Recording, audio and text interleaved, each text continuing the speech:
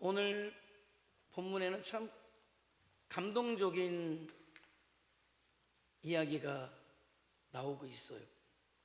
그거는 모든 사람들에게는 멸시를 받고 손가락질을 받고, 그러나 자기 스스로는 불만족스럽고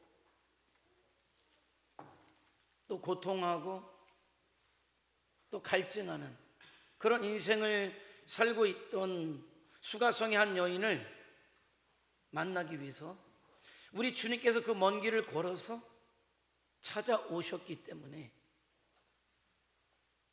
참 그것이 은혜가 아닌가 그런 생각을 해요. 그 여인이 그럴 만한 사람은 아니에요. 그래, 그런 여인을 모르겠어요, 이유는. 근데 주님께서 그런 여인을 만나기 위해서 그 광야길을 걸어오셨다라는 거죠. 그것을 3절 4절에서는 이렇게 말씀해요. 유대를 떠나서 다시 갈릴리로 가실새 사마리아를 통과하여야 하겠는지라. 원래 유대에서 갈릴리로 갈 때에는 사마리아를 거쳐가지 않아요. 물론 거리로 보면 가장 가깝죠.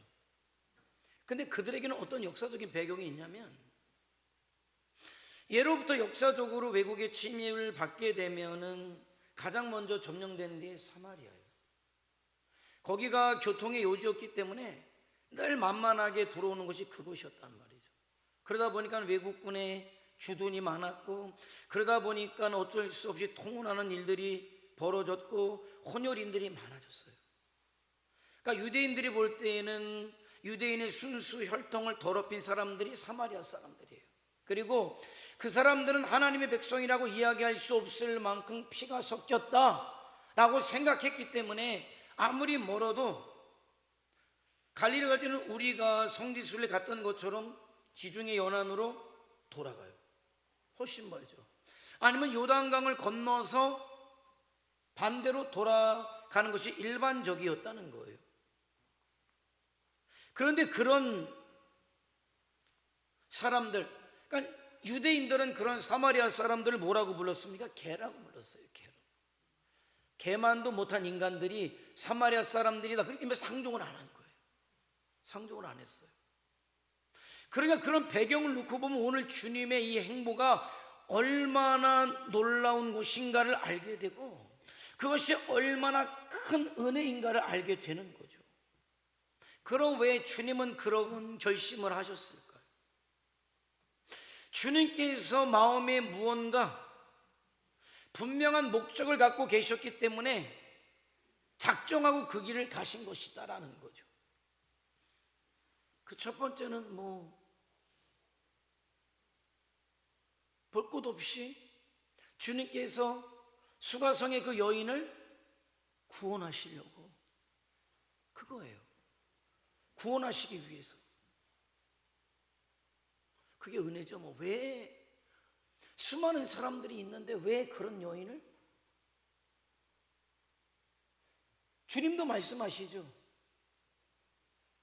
본인을 선물이다, 하나님의 선물이다. 10절에서 내가 만약 하나님의 선물과, 이 선물이 뭡니까? 그냥 주어지는 게 선물이에요. 그게 신비죠. 그게 신비예요. 그리고 주님은 거기에서 그치는 것이 아니라 그렇게 그런 여인을 구원하신 다음에 그 여인을 통해서 그 수가성에서 하실 일이 있었기 때문에 그 여인을 구원하신 거죠. 그러니까 어떤 구원이라는 것이 주어질 때 그 당사자에게만 구원을 하시기 위함이 아니라, 그렇게 구원하신 그 사람을 통해 하나님은 반드시 하실 일이 있으시다라는 걸 저와 여러분은 기억해야 돼요. 자, 오늘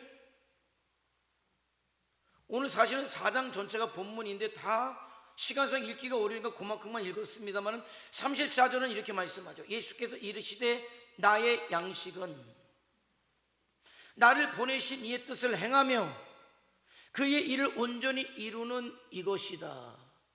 이거는 예수님께서 수가성 여인을 구원하시고 나서 하신 말씀이거든요. 그러니까 예수님은 지금 하나님의 뜻을 행하러 오셨다는 거예요. 그것 때문에 주님께서 세상에 오셨다. 그것 때문에 내가 지금 사마리아를 통과해서 가는 것이다. 이렇게 말한 거죠. 작정하신 일이다. 그러니까 그 하나님의 뜻을 위해서 하나님의 아들이 보잘것없는 이 초라한 여인을 마음에 두셨고, 그 여인을 만나기 위해서 전날 예루살렘을 출발해서 그 다음날 정오까지 뜨거운 햇빛을 맞으시면서 그 광야길을 걸어 오셨다. 이건 뭐 은혜인 거죠. 저는 오늘 본문의 수가성의 여인을 통해서 나를, 또 여러분이 여러분을 보았으면 좋겠다, 그런 바람이 있어요. 그런 여인을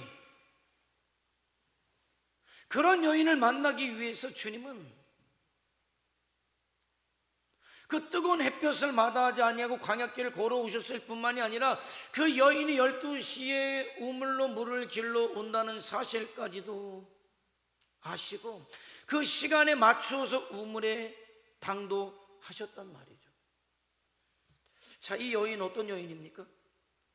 우리 주님은 그 여인을 향하여 이렇게 말씀하죠. 결혼을 5번이나 했던 부끄러운 과거를 가지고 있는 여인이었잖아요. 지금은 결혼식도 올리지 못한 채 어느 남자와 동거 중이란 말입니다. 오늘날에도 결혼 5번 하는 게 쉬운 일이 아니에요. 그런데 어떤 이유에서인지 그 여인은 5번이나 했고 지금은 다른 남자와 살고 있다. 자, 그러면서도 만족을 누리고 있냐? 아니요. 만족을 누리지 못하고 늘 갈증이 허덕일 뿐만이 아니라 그 사실을 우리 주님이 아셨잖아요. 그 목마름으로 지금 이야기가 전개되는 거잖아요. 생수로 전개되는 거잖아요. 근데 미루어 짐작해 보건대 이 여인이 이렇게 손가락질을 받았던 거는 불행히도 좀 하류의 인생을 살았던 여인인 것 같아요. 그러다 보니까 오히려 더 동네 사람들의 손가락질이 심했던 것 같고 수군거림이 심했던 것 같아요. 아마 그 여인이 얼마나 수모를 당했을까. 낮 12시에는 사람이 다닐 때가 아님에도 불구하고 그 낮 12시에 물을 길러 온 것을 보면 알 수 있어요. 그 여인에게 친구가 있었겠습니까? 평안함이 있었겠습니까? 행복이 있었겠습니까? 아마 수많은 사람들에게 당한 상처를 안고 있었을 거예요. 지금 동거하는 남편이 그렇다고 하면 얼마나 진실한 사랑을 그에게 주겠습니까? 그러면서 얼마나 많은 죄책감이 그를 괴롭혔을까요? 얼마나 많은 공허함이 그에게 있었을까요? 남자를 바꾸어도 만족하지 못했어요. 그러면서 사람들의 인정은 받지 못했어요. 손가락질을 받았단 말입니다. 무엇을 먹어도 가져도 만족하지 못한 인생을 살았단 말이에요. 왜 나는 이런 인생을 살 수밖에 없을까? 아마도 그 여인은 자기 스스로에게 분노했을 거예요. 그리고 자기 인생을 짓밟았던 수많은 남자들, 이웃들을 향해서 아마 울분이 그 속에 가득 차 있었을 것이다 라는 거죠. 삶의 의욕을 잃어버렸을 것이에요. 밤이면 불면증으로 잠을 이루지 못했을 것입니다. 아마 대인 기피증에 아마 시달리지 않았을까요? 자살 충동이 그를 괴롭히지 않았을까요? 하루하루를 죽지 못해 사는 인생이 이 수가성의 여인이었단 말입니다.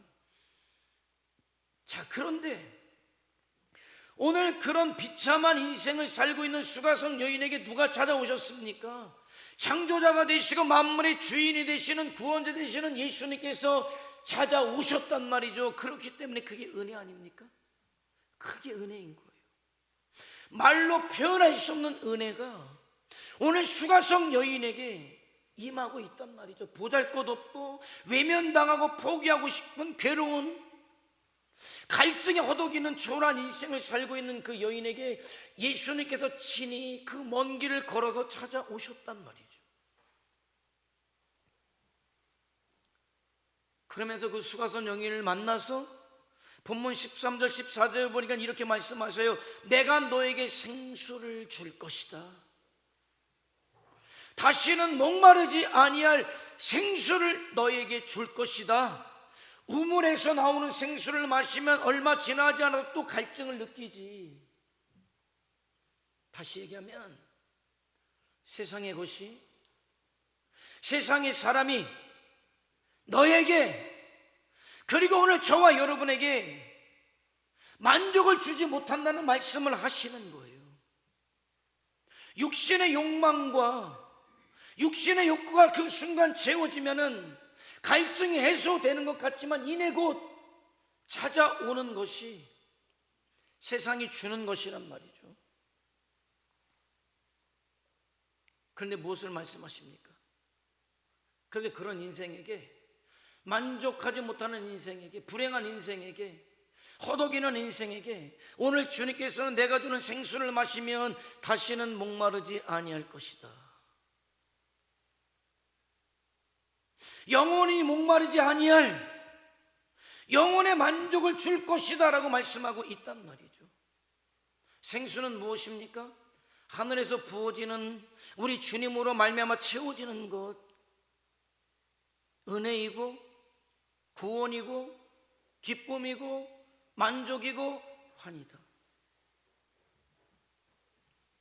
그 주님이 주신 생수는 인생의 목마름과 동시에 영혼의 목마름을 해갈시켜주는 능력이 있다. 또 말씀드리지만은 사람은 얼마나 복잡한지, 하나님께서 사람을 만드셨을 때 흙과 영으로 사람을 만드셨단 말이죠. 그러니까 사람은 영과 육의 복합체인 거예요. 복합체인 거예요. 개들은 말이에요, 짐승들은 말이죠, 뭐만 있으면 만족합니까? 뭐만 있으면 만족합니까? 뭐가 있으면 만족해요? 먹을 게 있으면 만족하죠. 먹을 게 있으면 만족해요. 배만 채워지면 어디든 들어가서, 사자가 어디든 들어가서 자요.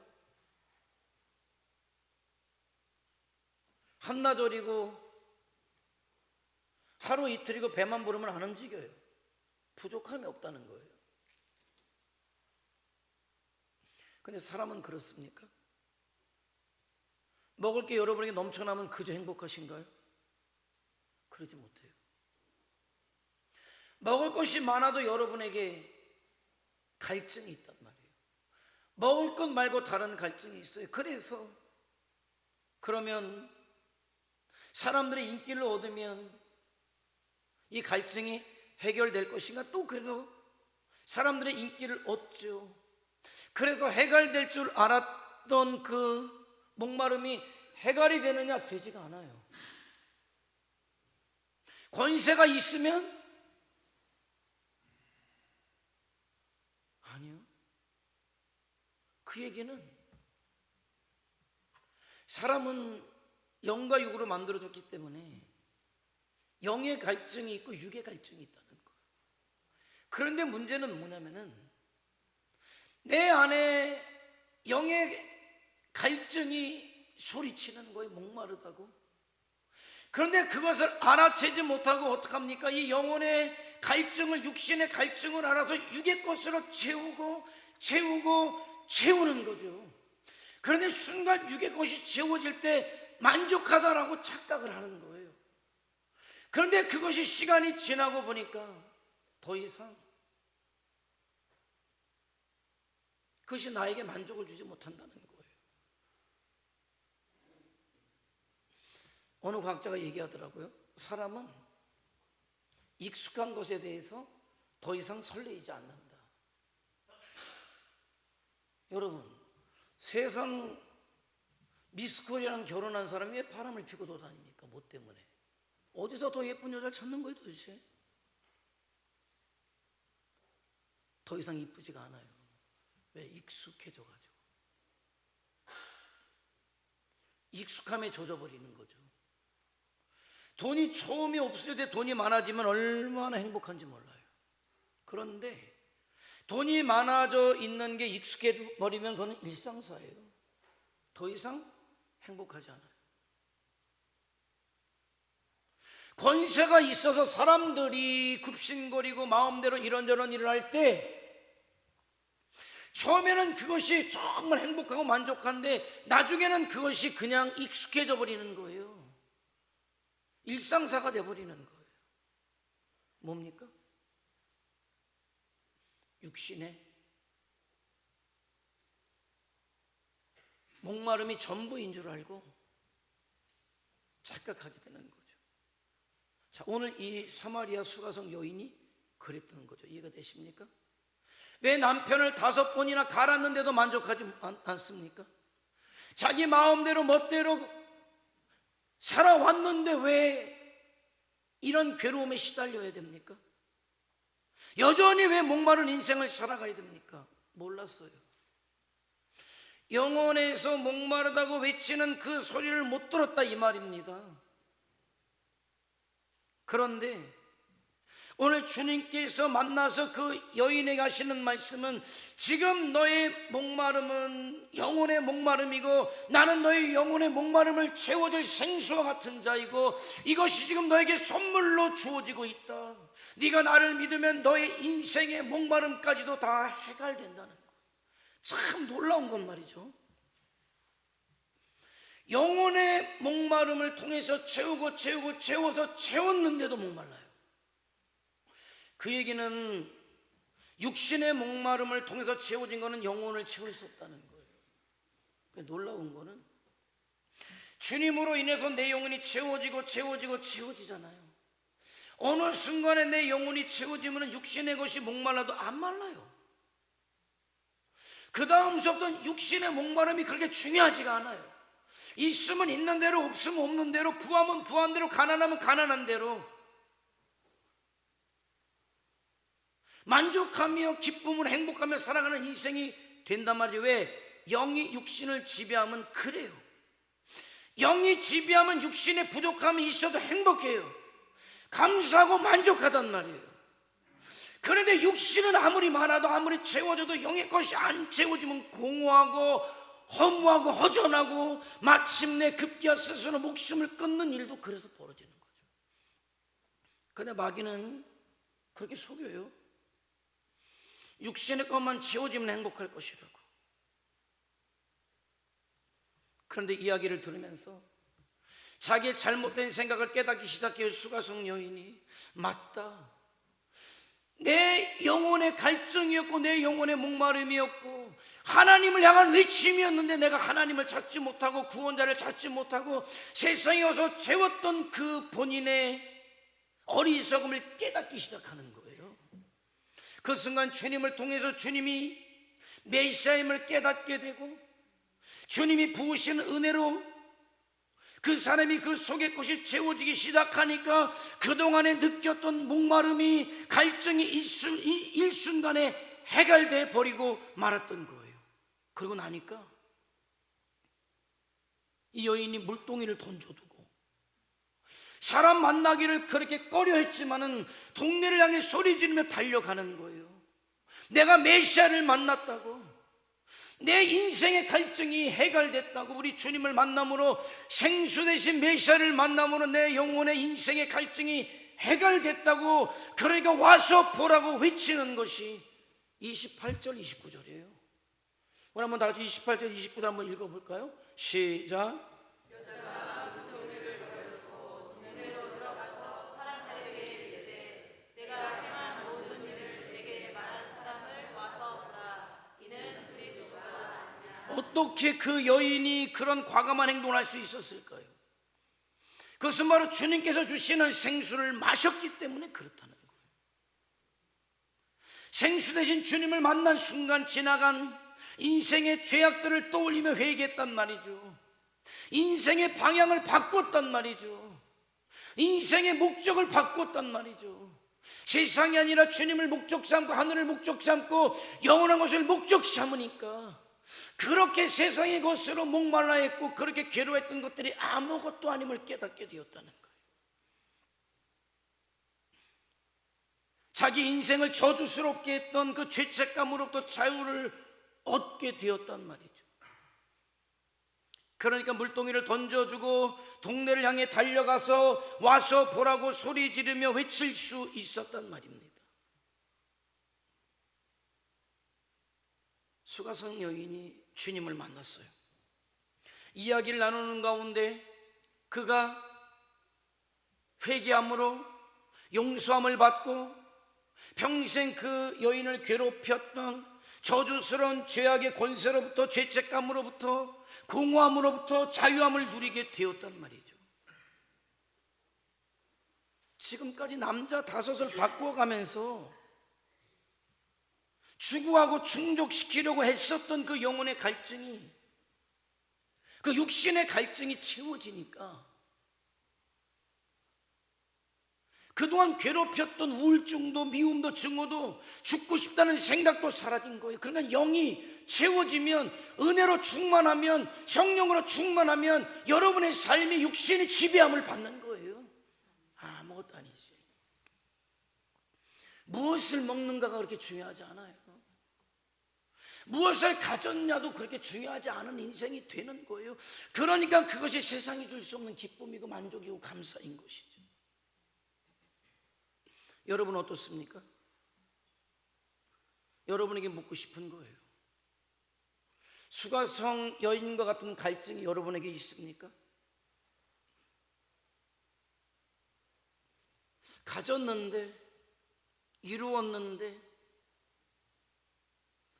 여전히 여러분 속에 타오르는 갈증이 있습니까? 돈을 가졌는데, 집을 가졌는데, 차를 가졌는데, 그토록 갖고 싶은 것들을 소유했는데 여전히 불안하고, 여전히 갈등하고, 여전히 불행하고, 그러면서도 또 죄책감에 시달리고 있지는 않냔 말이에요. 그러면 그가 이 시대 수가성 여인이 아니겠습니까? 그렇다면 오늘 지금 이 시간에 수가성 여인을 찾으신 주님을 만나시기 바랍니다. 믿음으로 주님 앞에 서는 거예요. 생수 되신 주님을 마시는 거란 말입니다. 다시 말해, 마음을 열고 그분을 받아들이시란 말이에요. 그분이 내 참 생명이심을 고백하란 말이죠. 그분이 내 문제 해결자가 되시고, 내 생명이 되시고, 내 능력이 되시는 분이심을 인정하고 받아들이는 거예요. 그리고 그분 앞에 여러분의 모든 것을 맡기고 아뢰는 거예요. 여러분의 근심도 걱정도 계획도, 여러분의 가족도 사업도 친구도 돈 문제도 건강의 문제도 직장의 문제도 인간관계의 문제도 다 맡기는 거예요. 주님을 의지하는 거예요. 맞아, 주님이 하시지. 내가 하는 것이 아니라 주님이 하시지. 내 생사 화복이, 내 흥망성쇠가 우리 주님 손에 있지. 그 주님 앞에 맡기는 게 믿음이죠. 여러분, 그게 믿음이에요. 그게 생수를 마시는 거예요. 왜 여러분이 여러분의 인생의 짐을 지고 가십니까? 질 수도 없어요. 해결할 수도 없어요. 괴로울 뿐이에요. 고통스러울 뿐이에요. 그런데 주님께 맡기면 주님께서 다스리시죠. 그럼 여러분에게 여러분이 느끼지 못했던 기쁨이 솟아올라요. 힘이 솟아올라요. 그러면 더 이상 여러분의 문제는 문제가 아님을 알게 돼요. 여러분이 맡기는 만큼 해결할 수 있어요. 맡기는 만큼 행복해요. 맡기는 만큼 또 주님은 일하신단 말이죠. 반드시 하나님께서 맡기는 영혼들에게 응답하시고 복이 되게 하신단 말이에요. 에스겔을 통해서 말씀하셔요. 에스겔은 너희가 나에게 돌아오면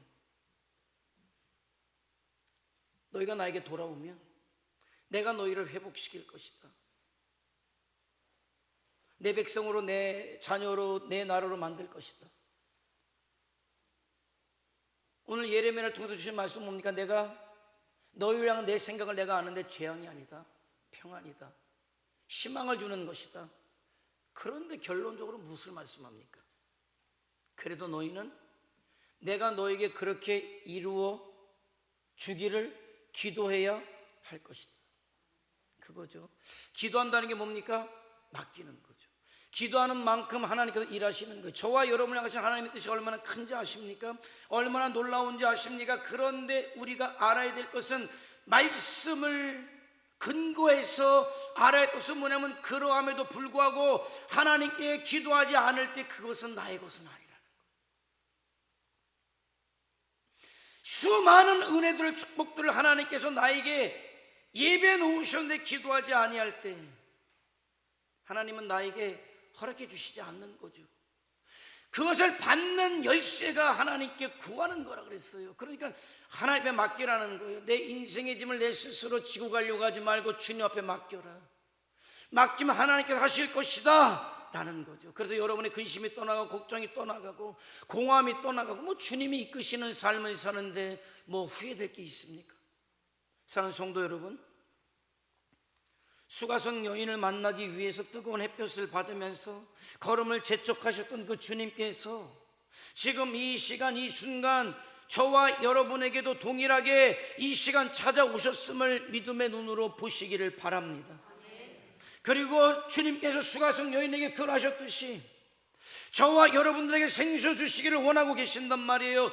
그 주님을 만나고 그 주님을 믿고 그 주님을 받아들이시고 그 주님 앞에 모든 것을 맡기심으로 그 주님의 은혜가 여러분에게 임하고 생수가 흘러 넘쳐서 여러분에게 삶의 기쁨이 넘쳐날 수 있기를 주님의 이름으로 축원해 드립니다. 그러므로 그 여인이 고통과 갈증과 목마름의 물동이를 집어던져버리고 모든 문제가 해결된 환한 얼굴로 마을을 향해 달려간 것처럼 저와 여러분이 그러하길 원하고 특별히 한 주간 그러할 수 있길 원하는 거예요. 여러분의 얼굴에 써 있거든요. 우리 한번 이번 추수감사절날 함께 예배합시다. 이미 여러분의 얼굴에 써 있거든요.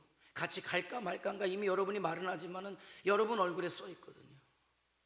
여러분의 인생의 갈증이 해결이 되어야 돼요. 주님으로부터. 저는 오늘 이 시간에 하나님께서 그런 은혜를 주실 것이라고 믿어요. 왜? 그래야 저와 여러분이 동네로 달려갈 수 있기 때문에, 그래야 와서 보라고, 와서 주님을 만나라고, 생수 대신 주님을 마시라고 할 수 있기 때문에, 그런 은혜가 오늘 여러분에게 임해서 생수 대신 주님의 증인 되어지는, 와서 보라고 외칠 수 있는 그런 저와 여러분이 될 수 있기를 주님의 이름으로 축원해 드립니다. 기도하시겠습니다.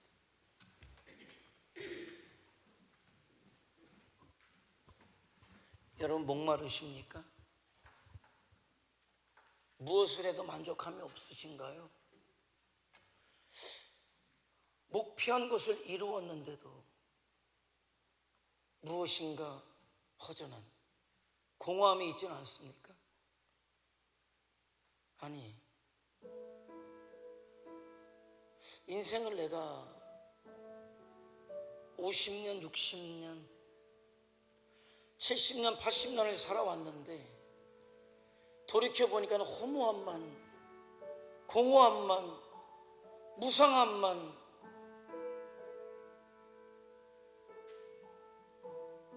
여러분에게 남아있지는 않습니까? 그래서 괴로워요.